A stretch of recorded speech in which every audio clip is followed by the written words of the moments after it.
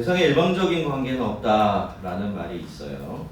사람과 사람 사이도 그렇지만요. 실은 하나님과 사람 사이에도 마찬가지입니다. 처음부터 그래요. 하나님이 먼저 우리를 부르시죠? 그러면 우리는 그 부르심에 응답해서 하나님을 믿게 되고요. 그렇게 하나님과 우리의 관계가 시작되어지게 됩니다. 그런데 우리가 하나님을 믿는다라는 것은 하나님의 백성이 된다라는 뜻이고요. 그렇기 때문에 하나님 나라 백성으로서 거기에 걸맞는 삶을 살아야 한다라는 뜻이 됩니다. 그렇기 때문에 주시는 것이 하나님의 말씀이고 또 율법이지요. 우리는 하나님의 말씀과 그 율법에 순종함으로써 하나님의 백성으로 살게 되어지고, 하나님은 우리를 은혜와 말씀으로 다스려 주심으로써 하나님의 자리에 계시게 되는 겁니다. 그러니까 여러분, 애초에 우리 신앙 안에서는요, 나는 어떻게 하든지 하나님은 무조건이라는 것은 존재할 수가 없는 겁니다. 하나님이 우리를 너무도 오래 참아주시고 용서해 주시고 또 분에 넘치도록 끝까지 사랑해 주셔서 우리가 그렇게 느낄 뿐이지, 처음부터 마지막까지 하나님과 우리들 사이의 관계는 일방통행이 아니라 쌍방통행이에요. 이것을 잘 지켜내야 하나님과 우리들 사이의 관계는 정상적으로 유지될 수가 있습니다. 그래서 하나님께서는 율법을 주신 다음에 다시 한번 오늘 말씀을 통해서 그 사실을 알려주고 계시는데요. 오늘 본문을 보면 크게 두 부분으로 되어 있습니다. 두 가지가 이렇게 마구 섞여 있기는 합니다만 하나님의 약속과 명령이 모두 들어있고요. 그런 점에서 오늘 본문은 우리 신앙의 관계성을 잘 보여주고 있습니다. 우선 이스라엘 백성들에 대한 하나님의 약속을 하나로 모아 보면요, 우리말에는 번역되어 있지 않지만 20절은 원래 보라라는 말씀이 앞에 붙어 있어요. 이 말은 그저 주의해라, 여기를 봐라, 주의를 환기하시는 그런 말로도 받아들일 수 있겠지만, 내가 내 말대로 하는지 안 하는지 너희가 직접 확인해봐라 라는 의미로 받아들일 수도 있습니다. 성도 여러분, 하나님은요, 우리가 직접 보기를 원하십니다. 확인해 보고서 믿으라고 하세요. 하나님은 말씀대로 하실 것이고 그만큼 그렇게 하실 자신이 있으신 것입니다. 그래서 뭐라고 하세요? 보라! 라고 하신 겁니다. 여러분 꼭 보시기를 바랍니다. 보시고 믿으시기 바라요. 내가 내 사자를 내 앞서 보내어 길에서 너를 보호하여 내가 예비한 곳에 이르게 하리니. 이제 곧 시내산에서 하나님과의 언약을 맺는 일이 이렇게 마무리가 되어지면 그 다음에 이스라엘 백성들은 길을 떠나야만 합니다. 광야를 통과해서 약속의 땅으로 가야 돼요. 상당히 불안하고 위험한 여정이 그들을 기다리고 있는 겁니다. 마치 사실 우리의 인생과 같은 것이죠. 그래서 하나님은요, 이들에게 세 가지를 약속해 주셨어요. 첫째로 하나님께서는 이스라엘 백성들보다 먼저 당신의 사자를 보내실 것입니다. 그동안 애굽에서 그들을 건져 주었고 거기까지 구름 기둥과 불 기둥으로 인도해 주었으며 하나님의 온전한 임재를 담아내는 그릇이 되어줬던 그 천사를 보내실 겁니다. 그리고 둘째로, 그러면 그 천사는 그렇게 그들보다 앞서 가면서 하나님 대신 하나님처럼 이스라엘 백성들을 지켜주시고 보호해 줄 겁니다. 그리고 마지막으로 결국 그들은 하나님께서 미리 준비해 놓으신 그 땅에 이르게 될 거예요. 이제 여러분, 길을 떠나야 되는 이스라엘 백성들에게 이 세 가지 약속보다 더 적절하고 든든하고 안심이 드는 약속이 있었겠습니까? 근데 여러분, 우리가 이 약속을 이렇게 들여다보면요, 이 약속은 하나님의 은혜에 대한 아주 중요한 사실 한 가지를 우리에게 강조해주고 있어요. 그것은 하나님의 은혜가 우리를 뒤따라오는 것이 아니라 늘 우리보다 먼저 앞서가고 있다라는 겁니다. 성도 여러분, 하나님의 은혜는요, 언제 우리에게 주어지죠? 언제 주어지든가요? 여러분의 경험에 따르면 그 은혜가 우리에게 꼭 필요할 때 주어지죠? 그래서 하나님의 은혜를 뭐라고 부릅니까? 때를 따라 돕는 은혜다, 이렇게 불러요. 여러분, 은혜가 놀라운 이유는요, 그 은혜가 그냥 주어지기 때문만은 아닙니다. 그 은혜가 주어지는 타이밍과 적절함이 너무 절묘하기 때문에 하나님의 은혜가 참 놀라워요. 그 은혜를 받는 사람들이 도무지 우연히 그렇게 되었다라고 생각할 수 없을 정도로 말이죠. 이게 뭐 한두 번 그러면 우연히 그랬다, 아유 재수 좋다, 수지 맞았다, 이렇게 얘기할 수 있겠지만 우리가 살아가는 동안 그런 일들이 너무나 많이 반복되잖아요. 그렇죠? 그러니까 우리는 그 은혜를 보면서 정말 기가 막히구나, 때를 따라 돕는 은혜구나, 그렇게 이야기를 하고 있는 겁니다. 그런데 여러분, 그렇다면요, 이렇게 때를 따라 우리를 돕는 그 기가 막히는 은혜, 도대체 언제 준비된 것일까요? 우리가 공경에 처하게 됩니다. 그래서 하나님께 막 부르짖어, 하나님 살려주세요, 도와주세요. 그러면 그때 하나님이 막 뛰어들어와서 부랴부랴하고 준비하셔갖고 은혜를 우리에게 주시는 겁니까? 물론 그렇기만 해도 우리에게는 감지덕지죠. 그래도 하나님의 은혜는 여전히 하나님께서 우리에게 주시는 놀라운 선물이고, 우리의 필요를 채우고 공경을 해결하는 데는 그 은혜로만도 충분하기 때문이에요. 하지만 여러분, 하나님의 은혜가 진짜로 은혜로운 이유는요, 그 은혜가 언제 미리 준비되어졌다가 예비되어졌다가 우리에게 주어지기 때문입니다. 미리 완벽하게 준비가 되어 있다가 우리가 그 은혜가 꼭 필요할 때 우리에게 공급되어진다라는 것이 정말로 든든하고 은혜로운 것이죠. 여러분, 하나님은 우리를 뒤따라오시는 분이 아니십니다. 우리와 나란히 걷지도 않으세요. 여러분, 우리가 성경에 보면 우리가 하나님과 동행한다, 하나님이 우리와 동행한다라는 말이 있는데요. 여러분, 하나님은 우리와 어디 서서 동행하시죠? 옆에서 손잡고 같이 가십니까? 그렇지 않아요. 앞에 계세요. 왜 그렇죠? 하나님은 왕이시죠? 리더예요. 또 하나님은 양들의 목자세요. 그러니까 어디 있어야 돼요? 맨 뒤에서 전체를 지켜보며 때로는 보호하시지만 대부분은 맨 앞장서서 나아가면서 인도하시고 지켜주시는 것입니다. 여러분, 하나님은 우리보다 미리 가시고 앞서가고 계십니다. 그러면서 우리에게 꼭 필요한 은혜를 가장 적절할 때에 주시는 거예요. 근데 여러분, 이건 우리가 받는 복도 마찬가지입니다. 하나님께서 우리에게 주실 복도 미리 준비되어 있습니다. 가장 적절하게 말입니다. 아무도 안 믿으시는 눈치인데 그렇습니다. 여러분, 하나님께서 우리에게 주시는 복도 미리 준비되어 있습니다. 어떻게요? 가장 적절하게. 그러니 우리는 내가 내 힘과 내 지혜를 가지고 내 목 좀 더 많이 챙겨보겠다라고 이 세상과 엉겨붙어서 다투고 싸울 필요가 없어요. 이스라엘 백성들이 하나님께서 그들을 위해서 미리 준비해 놓으신 복을, 땅을 받았던 것처럼 우리도 하나님께서 우리를 위해서 미리 준비해 놓으신 복을 받게 될 것이기 때문이죠. 우리는 그저 그 사실을 믿고서 우리의 자리에서 우리 몫의 삶을 하나님의 뜻에 맞춰서 열심히 살아내기만 하면 되는 것입니다. 그런 다음에 하나님께서 우리에게 주시는 것이 뭐예요? 그것이 하나님께서 미리 준비해 놓으신 우리 몫의 복이고 행복이 되는 것입니다. 그래서 저는 여러분, 하나님을 믿는다고 하면서도 너무 자기 행복에 매달려서 사는 것 참 안타깝게 여깁니다. 여러분, 목회자로서 보면 다 보여요.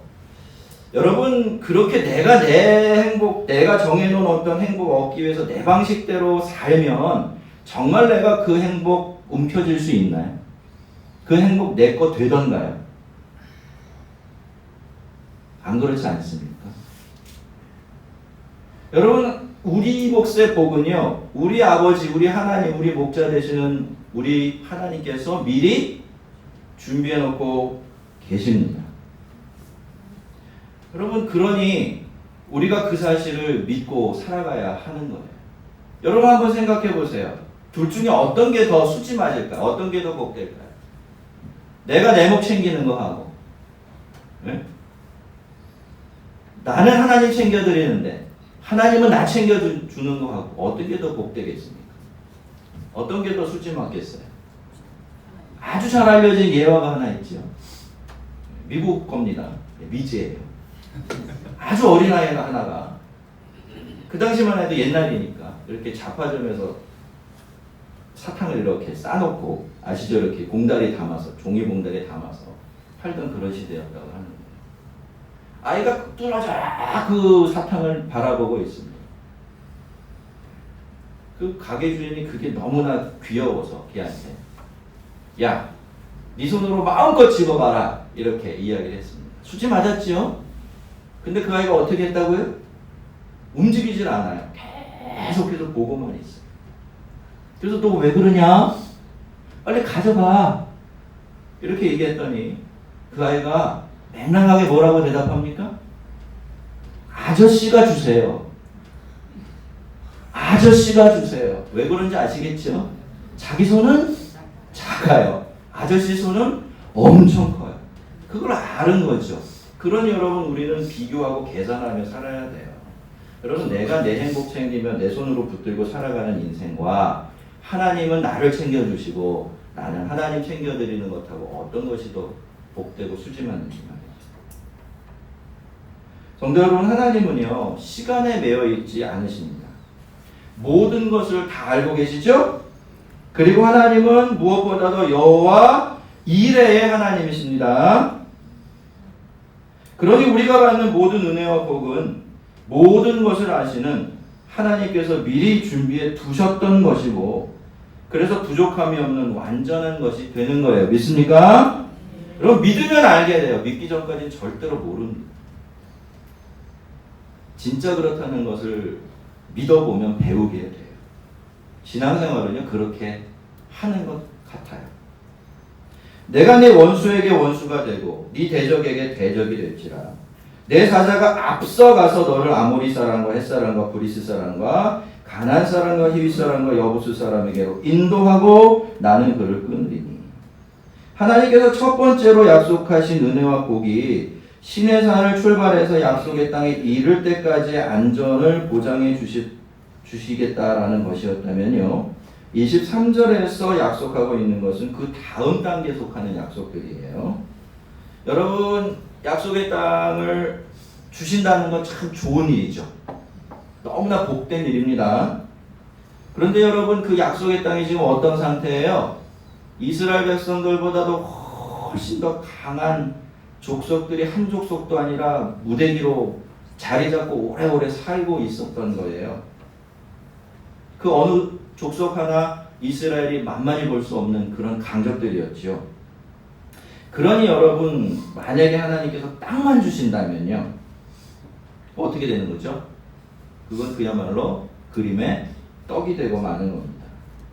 그래서 하나님께서는요, 지금은 그런 엄청난 사람들이 거기 살고 있어도 내가 먼저 그 땅으로 들어가서 그 땅에서 그들을 몰아낼 테니까 너희들은 걱정하지 말라라고 하신 것입니다. 내 위엄을 내 앞서 보내어 내가 이를 곳에 모든 백성들을 물리치고 내 모든 원수들이 내게 등을 돌려 도망하게 할 것이며 내가 왕벌을 내 앞에 보내리니 그 벌이 히위 족속과 가나안 족속과 헷 족속을 내 앞에서 몰아내리라 하고, 하나님의 위엄이 무엇이고 왕벌이 무엇인지는 정확하게 알 수가 없지만 그렇게 그들을 몰아내실 방법까지 미리 알려주셨던 거죠. 다시 한번 너보다 앞서서 네 앞에 라고 강조하시면서 말입니다. 성도 여러분, 하나님께서 하신다고 하시면요, 하시는 겁니다. 하나님께 방법은 문제가 될 수가 없어요. 그렇게 말씀하신 그 하나님이 이스라엘을 애굽에서 건져내시고 심지어 우리를 죄와 죽음에서 구원해내신 전능하신 하나님이시기 때문이죠. 여러분, 그러니까 하나님이 그렇게 약속해 주신 것이 분명하다면 방법은 어떻게든 하나님께서 다 알아서 하실 거다라고 믿으면 돼요. 머리를 잘 사용하시는 분들은 제 말이 굉장히 무대뽀처럼 들리실 텐데, 여러분, 사실은 그래서 믿음이 믿음인 거예요. 여러분, 믿음은 무엇이 어떻게 될 줄을 다 알고 있기 때문에 믿는 게 아니죠. 믿음은 그 일을 행하실 하나님을 믿는 것입니다. 그래서 믿음이 능력이 되고요, 믿는 대로 될 때가 많은 겁니다.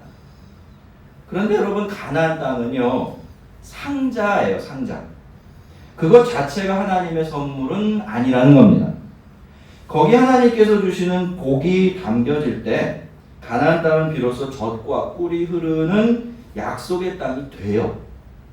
그래서 하나님께서는 이제 세 번째 단계로 넘어가고 계시는 거죠. 내가 그 상자를 너에게 넘겨줄 뿐만이 아니라 그 상자 안에다가 젖과 꿀을 잔뜩 담아서 너에게 주겠다라고 약속하고 계세요. 여호와가 너희 양식과 물에 복을 내리고 너희 중에서 병을 제하리니 내 나라에 낙태하는 자가 없고 임신하지 못하는 자가 없을 것이라. 내가 너의 날수를 채우리라. 여러분, 그 땅에 살면서 양식이 부족해지는 일은 없을 겁니다. 물 문제 때문에 농사를 망치는 일도 없을 거예요. 그 위험한 전염병도 그들을 해칠 수는 없을 겁니다. 무엇보다도 그들의 미래가 닫혀지는 일은 없을 거예요. 짐승이나 사람이나 잉태를 하지 못하거나 잉태를 한 다음에 그 자녀를, 자식을, 새끼를 잃어버리는 일이 없을 것이기 때문입니다. 게다가 그렇게 병도 많고 전쟁도 많았던 그 시절에 그들의 수명까지 채워주시겠다라고 하셨으니까 여러분, 복도 이런 복은 없는 거예요. 이게 5복이나 7복보다 더 낫죠. 말 그대로 하나님은 축복의 종합 선물 세트를 약속하고 계신 겁니다. 자, 그런데 여러분, 이것만 가지고도 충분하겠죠. 이렇게 주시겠다고 하는데 더 달라고 할 수가 있겠습니까? 근데 하나님은요, 여기서 한 걸음 더 나아가세요. 하나님은 여기에다가 아주 세심한 복과 믿기지 않을 만한 큰 복을 어떻게 보면 덤으로 덧붙여주고 계세요. 우선 하나님은 29절에서 이렇게 말씀하세요. 그러나 그 땅이 황폐하게 되므로 들짐승이 번성하여 너희를 해할까요? 1년 안에는 그들을 네 앞에서 쫓아내지 아니하고 네가 번성하여 그 땅을 기업으로 얻을 때까지 내가 그들을 내 앞에서 조금씩 쫓아내리라. 여러분, 이것이 하나님의 세심한 마음입니다. 하나님은요, 얼마든지 그분의 능력으로 가나안 족속들을 일거에 몰아낼 수가 있으시죠? 그런데 갑자기 그렇게 하시면 어떤 문제가 생기나요? 땅이 황폐해져요. 그러면 막상 땅에 들어가서 그 땅을 차지할 수는 있지만 먹고 살 길이 없어지잖아요. 그래서 하나님께서는 약간 속도를 조절하시겠다고 하시는 겁니다. 그들을 약간은 천천히 몰아내기로 하셨는데 또 말없이 그냥 그렇게 하시면 이스라엘 백성들이 아니 몰아내준다고 해놓고 왜 남겨뒀냐 라고 오해할 수가 있기 때문에 그 계획까지도 이렇게 알려주고 계신 거예요. 그리고 나서 마지막으로 하나님의 원대한 계획, 목적을 알려주시는데 이게 정말 대단하죠. 내가 네 경계를 홍해에서부터 블레셋 바다까지 광야에서부터 강까지 정하고 그 땅의 주민을 내 손에 넘기리니 내가 그들을 내 앞에서 쫓아낼지라. 도무지 믿을 수가 없어요. 현실적으로만 본다면 가나안 족속들만 그 땅에서 몰아내는 일도 그렇게 쉽게 가능한 일은 아닙니다. 그런데 남쪽으로는요, 애국과의 경계인 홍해까지, 그리고 북동쪽으로는 유프라데스 강까지, 서쪽으로는 지중해 연안까지, 남동쪽으로 가면 아라비아 광야까지 그 엄청난 광대한 땅을 다 이스라엘 백성들에게 주시겠다라고 하신 겁니다. 이것이 바로 이스라엘 백성들에게 약속해 주신 복이고 은혜였던 거예요. 하지만 여러분, 참 대단한 복이죠. 얼마나 세심하고 얼마나 신실하고 얼마나 처음부터 끝까지 다 책임져 주신다고 말씀하고 계시는지 몰라요. 이런 복 받고 싶으십니까? 에이, 왜 아멘을 안 하세요? 복만 다 아는데. 예, 복 나쁜 거 아니에요. 하나님이 주시는 복이고 그 복을 복스럽게 사용할 수만 있다면 복은 얼마든지 받아도 됩니다. 여러분 이런 복이 원하시죠? 예. 근데 여러분 아직 좋아하기는 이르죠. 이 복이 정말로 우리의 것이 되려면 하나님이 우리에게 어떻게 해주시는 것처럼 우리 쪽에서도 하나님 앞에서 일관되게 지켜야 되고 드릴 것이 하나 있어요. 그것이 무엇입니까? 그것이 바로 충성이에요. 충성. 신실함이라고도 할 수 있지만 우리가 요즘으로 쓰는 말로 하면 충성이라고 할 수가 있습니다. 우리가 최선을 다해서 이 조건을 지킬 때 약속하신 하나님의 은혜도 순적하게 우리의 삶 속으로 흘러 들어오게 되는 것입니다. 하나님 말씀하십니다. 너희는 산과 그의 목소리를 청종하고 노엽게 하지 말라. 내가 그의 목소리를 잘 청종하고 내 모든 말대로 행하면 너는 그들의 신을 경배하지 말고 섬기지 말며 그들의 행위를 본받지 말고 그것들을 다 깨뜨려 그들의 주상을 부수고 내 여호와를 섬기라. 너는 그들과 그들의 신과 언약하지 말라. 여러분 이것이 하나님께서 이스라엘 백성들에게 그리고 우리에게 오늘 요구하시는 것입니다. 여러분 다시 말씀드리지만 하나님을 섬기려면 어떻게 해야 된다고요? 기억이 나세요? 하나님을 섬기려면 하나님만 섬겨야 돼요. 하나님을 섬기려면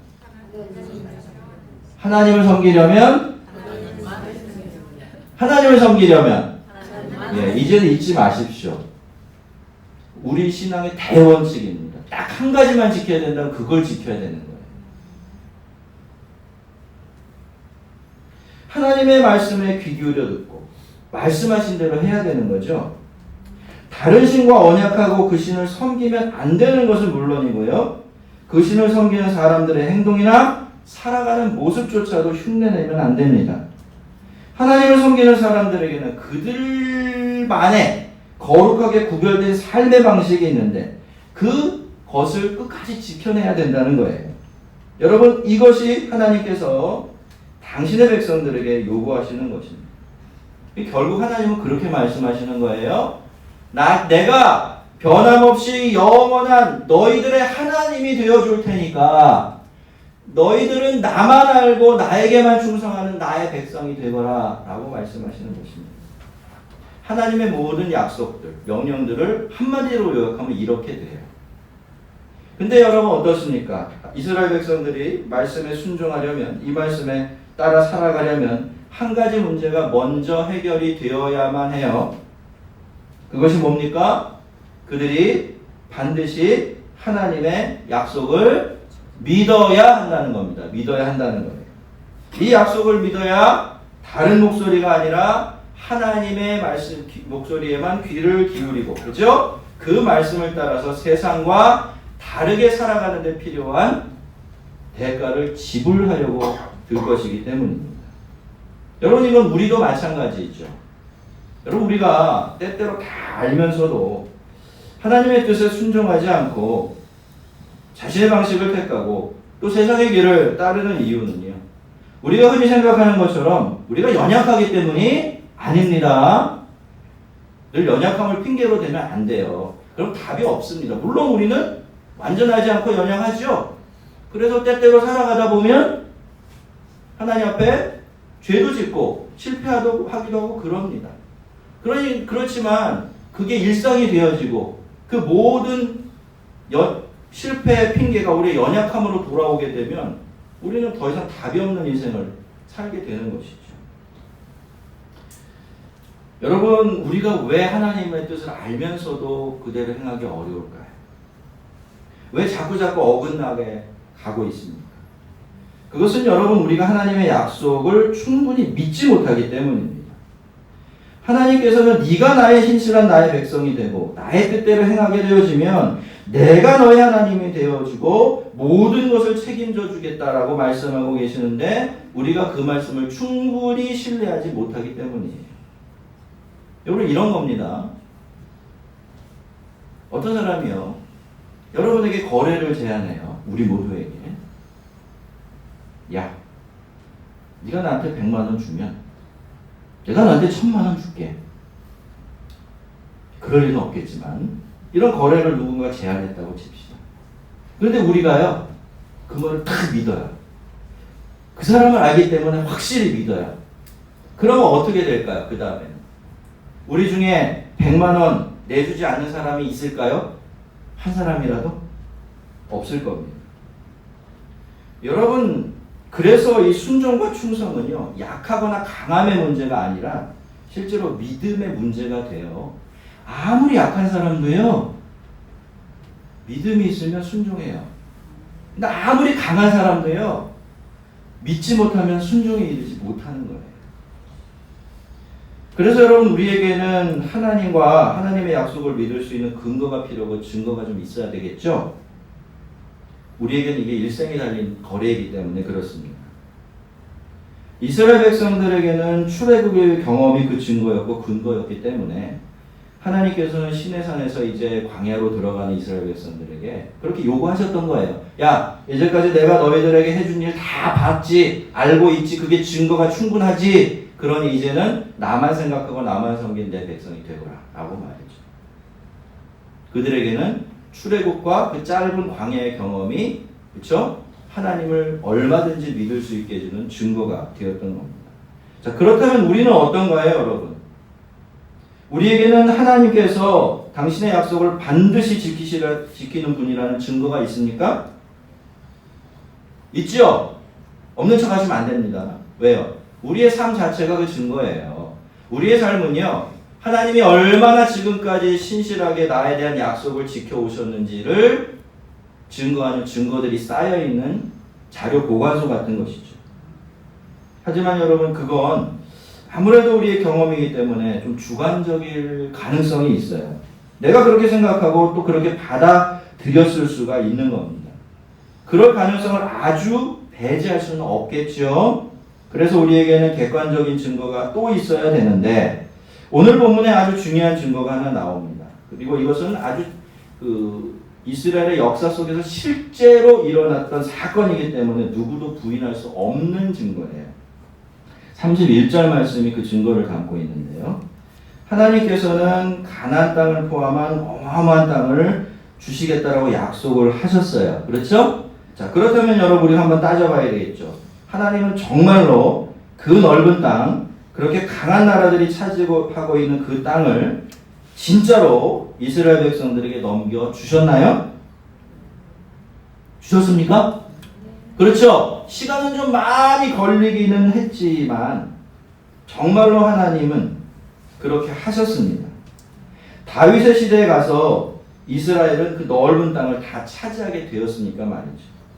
그러면 또 그렇게 반론을 제기하실 분들도 계세요. 아니, 약속 어긴 거 아니냐? 응? 그렇게 왜 시간이 오래 걸리냐? 그렇게 말할 수도 있겠지만 그것은 하나님의 책임이 아니에요. 전적으로 이스라엘 백성들의 책임이에요. 여러분, 이스라엘 백성들이 여리고성을 통과해서 다윗 시대의 그 약속된 땅을 모두 차지하기까지 걸린 시간이 400년이에요. 금세 주시겠다고 하시는데 400년이 걸렸어요. 왜 그럴까요? 그 400년 동안 이스라엘 백성들이 초지일관하게 하나님 앞에 충성스럽지 않았기 때문에 그래요. 그러다가 다윗 시대에 와서 아주 짧은 시간 동안 왕도 그렇고 백성들도 그렇고 하나님을 섬기는 것답게 좀 섬기는 것 같으니까 하나님께서 막 서두르신 거예요. 그래갖고 그의 시대에 진짜 약속하신 대로 그 넓은 땅을 다 이스라엘 백성들에게 넘겨주셨던 것이죠. 그래서 여러분, 이스라엘 백성들이 가나안 땅을 다 차지하게 될 때까지 걸린 그 긴 시간은 하나님께서 약속을 어겼다라는 뜻이 아니라 오히려 그 오랜 세월에 이스라엘 백성들의 불신앙과 불순종과 충성스럽지 못함에도 불구하고 하나님께서 그 모든 약속을 붙들어 오셨으며 결국에는 그 약속을 지키셨다라는 그런 증거가 되는 것입니다. 그러니 여러분 어떻습니까? 그런 것이 하나님이시라면, 그런 분이 하나님이시라면 우리는 하나님을 믿을 수 있습니까? 없습니까? 얼마나 믿을 수 있어요? 충분히 믿을 수 있습니다. 다른 말로 얼마든지 신실하고 충성스러운 하나님의 백성이 되어도 괜찮은 겁니다.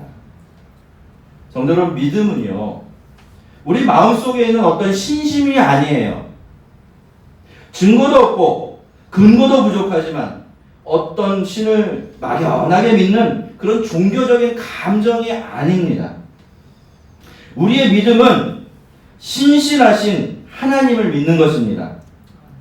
하나님이 충분히 믿고 신뢰할 만한 그런 분이시기 때문에 그렇다는 증거가 주관적으로 객관적으로 너무나 많고 충분하기 때문에 우리는 하나님을 믿는 것이고 그분께 충성하는 거예요.